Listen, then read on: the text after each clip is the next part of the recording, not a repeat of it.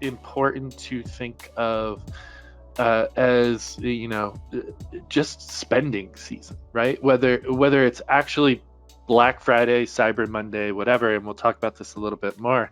But especially this year, it seems like it's just people have their wallets open, right? And so it's crucial as a marketer to make sure you have your hand in their wallet versus just letting other retailers, competitors, whatever it may be, take some of that share. Yeah, I mean, it really did. It used to be a one-day thing, and that was the day, and everybody built up for it, and people were waiting in lines outside of stores, and they had the perks to get you to stand in line. I mean, it's just not the case anymore, right? It is a month-long thing, and it keeps going even after Cyber Monday, right? People will extend their deals, so it's this month window. You're exactly right. It's a season of the year where it's fair game. People are willing and ready to spend money. Even if they are still sticking to only selling stuff on Black Friday, they are emailing people well before Black Friday, getting you to think about the deals. So at least you're kind of earmarking some of your cash for them so that you don't spend it on someone else who's already started to sell stuff. Like it's a thing all month long. People are trying to get in people. I think that's the biggest message here is whether you're giving the deals only available on Black Friday, that's fine. But I think you need to start priming people for it now because all the other retailers in the world are, right? And so essentially you need to get to the top of the priority list for how that person's going to divvy up that share of their wallet because it's open at this point.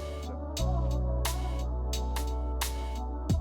I think how that relates to travel specifically is we hear a lot from partners, well, we don't really do retail, so we're not really going to participate in Black Friday. But you do take people's money away from them, right? So I would again argue that people are spending money. You should do what you can to get to the front of that line for when people have their wallets open. And you made a great point, Kurt, when we were talking about this earlier, that retail is such a huge driver of all this. But in a year like this one, we are such a well-positioned kind of solution for both of those things. There's no shipping required.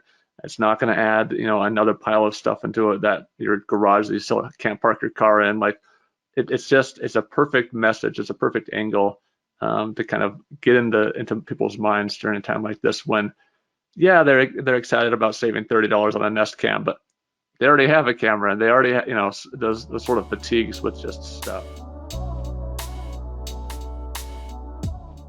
If you buy a bike from Fazari right now, you're not going to get that bike in time to put under the Christmas tree. And it's the same sort of thing with travel, right? You can't take that vacation and put it under the tree. But what they've done is they've said, look, we're going to sell our bikes at our normal price. They're not going to discount, which I think is super smart. But if you buy, we're going to give you a little gift box that you can put under the tree, something that is tangible, so that even though the bike will come in March or June, there's still something for that person you're giving this to open. And I love that idea. And I think, Kurt, you mentioned that with travel, just doing something similar so that you have that tangible thing to give on as a gift.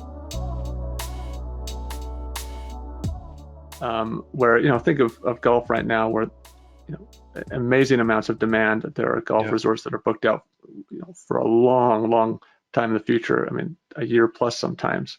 And the thing that I saw was simply I think it was a pro shop credit. Like it was, the classic gift cards of you spend $100 or you spend $80, you get $100 of value or something like that. But it was the gift card was only for an in-person pro shop.